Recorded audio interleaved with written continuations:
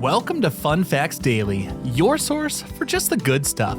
Monday through Friday, we're bringing fun facts and news you can use, all carefully curated to uplift and inform.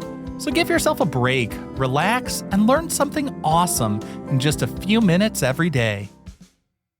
Hi everyone, I'm Kyle Wood. Today we'll be learning about William Shakespeare, the bard himself.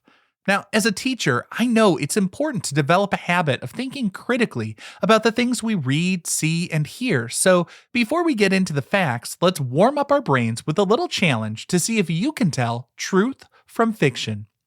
Consider this. William Shakespeare was a man who existed in England at the time the plays were written, but some say he was not the actual author of all those plays and sonnets. Could that be true?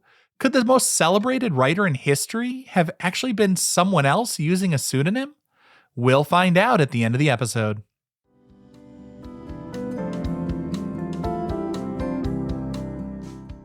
Now for your word of the day. Our word for today is bard. You've likely heard Shakespeare referred to as the bard. I mean, just think back like a minute. But what does that actually mean? A bard is traditionally defined as a poet, often one who recites epics and is associated with a particular oral tradition. Historically, bards in Celtic cultures, for example, were highly respected figures who preserved and transmitted history, genealogy, and laws through their poetic and musical performances. The term bard carries with it a sense of grand storytelling and lyrical mastery, which is why it became so fitting for William Shakespeare. He was not just a playwright, he was a master of language, weaving intricate narratives and crafting unforgettable characters. His ability to evoke emotion and capture the human experience through his words solidified his status as not just a bard, but the bard, a poet of unparalleled influence and lasting legacy.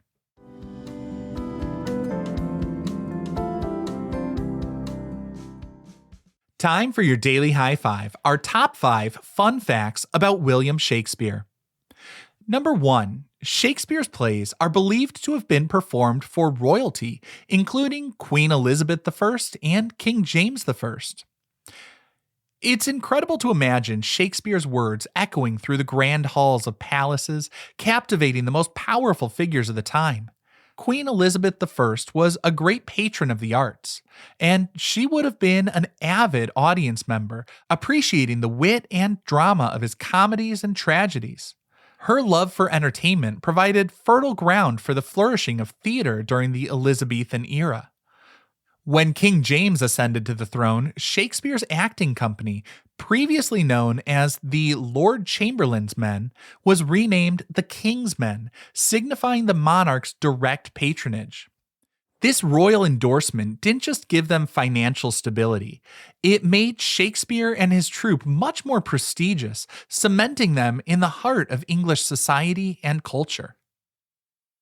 Number 2. Shakespeare's shortest play, The Comedy of Errors, is a fast-paced farce with just under 1,800 lines. When most people hear the name Shakespeare, their first thought is usually of the dramas like Romeo and Juliet or Hamlet, but he also had a lighter side, writing 16 comedies throughout his career. The Comedy of Errors stands out for its comparative brevity, clocking in at just about 1,770 lines. The hilarious work is a prime example of farce, a type of comedy that relies on highly exaggerated situations, mistaken identities, and often improbable plot twists for its humor. The classic farcical element in the Comedy of Errors is the constant confusion arising from two sets of identical twins, both named Antipholus and Dromio, who are separated at birth. This leads to characters being constantly mistaken for their twin, resulting in amusing misunderstandings about debts, romantic affections, and even legal troubles. For instance, one Antipholus might be invited to dinner by a woman who believes he's her husband, while the other is simultaneously being locked out of his own house, all due to the dizzying mix-ups that drive the play's chaotic plot. Number 3. William Shakespeare is the most performed playwright in the world, with over 38 plays translated into more than 100 languages. leading to thousands of stage productions annually and hundreds of film adaptations. Shakespeare's works aren't just beloved in English-speaking countries. They hold a universal appeal that transcends borders and languages.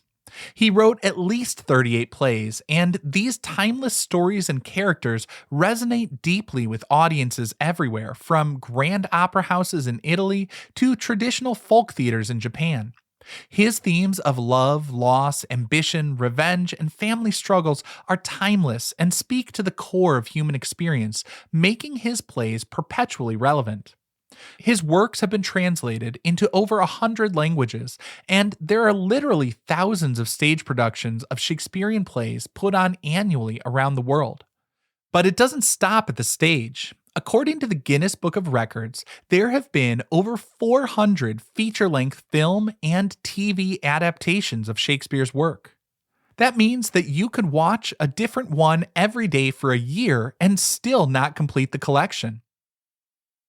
Number 4. Shakespeare's grave is said to have a curse on it for anyone who dares to move his bones.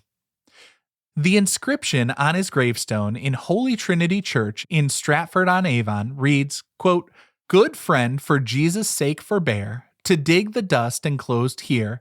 Blessed be the man who spares these stones, and cursed be he that moves my bones." End quote. A stern warning like this was actually a common practice in those times, intended to deter grave robbers or those who might wish to exhume bodies for various reasons.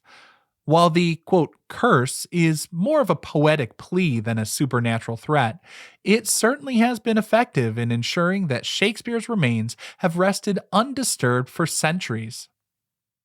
And our fifth and final fun fact for today, Shakespeare introduced an astonishing number of words and phrases into the English language, with estimates suggesting he coined over 1,700 words and countless common expressions.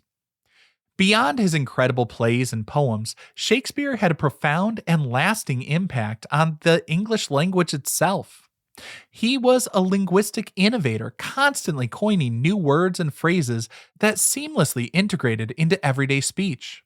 These expressions are so common now that many people using them don't even realize the Shakespearean origin. Think about it. Words like eyeball, swagger, fashion, lonely, critic, even cold-blooded are all credited to Shakespeare's plays and poems. He had a knack for finding the perfect word to convey an idea or emotion, and when he couldn't find one, apparently he just made one up.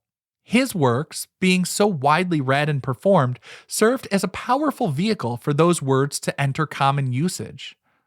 His ability to craft memorable and vivid turns of phrase enriched the English lexicon, demonstrating his linguistic genius and enduring influence on how we communicate even centuries later.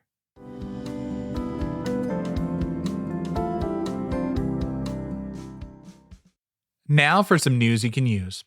If you want to dive deeper into the world of Shakespeare, a fantastic tip is to start with a play that has a clear and engaging plot, and perhaps a modern adaptation you might enjoy.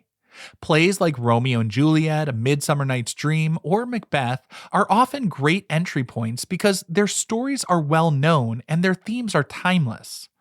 Don't be afraid to read a summary of the plot before you start reading the play itself. This works well because Elizabethan language can be a bit challenging, but if you have a grasp of the narrative arc and character relationships, it's a little more accessible.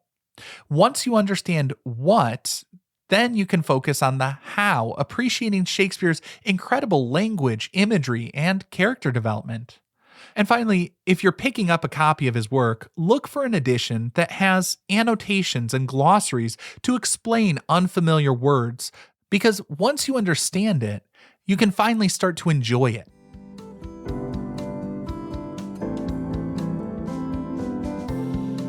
Now for the moment you've been waiting for. At the beginning of the episode, I asked if William Shakespeare actually wrote the work of William Shakespeare.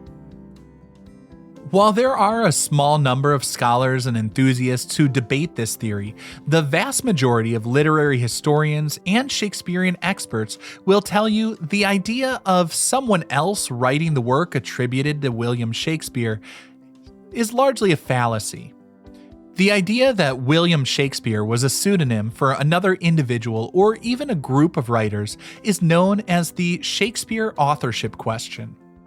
The main arguments supporting this minority theory often point to perceived gaps in the biographical records of William Shakespeare of Stratford-upon-Avon, suggesting he lacked the formal education or life experience to write such profound and wide-ranging works.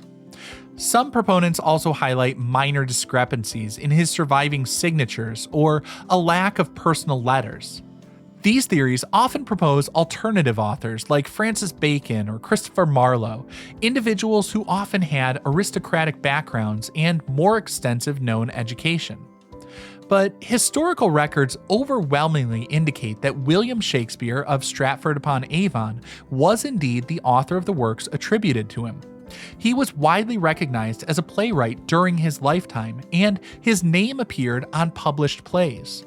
He was a prominent actor and shareholder in the most successful acting company of his day, the King's Men, which performed his plays. There are also numerous contemporary references from fellow writers and critics acknowledging him as the author. While complete biographical details are scarce for many people from that era, the evidence supporting Shakespeare's authorship is far more robust than the speculative claims of alternative authors. I hope you enjoyed learning a bit about William Shakespeare with me today. Be sure to tune in every weekday for even more fun facts. Fun Facts Daily is an Airwave Media podcast. It was written, recorded, mixed, and edited by me, Kyle Wood. Thanks for sharing a part of your day with me.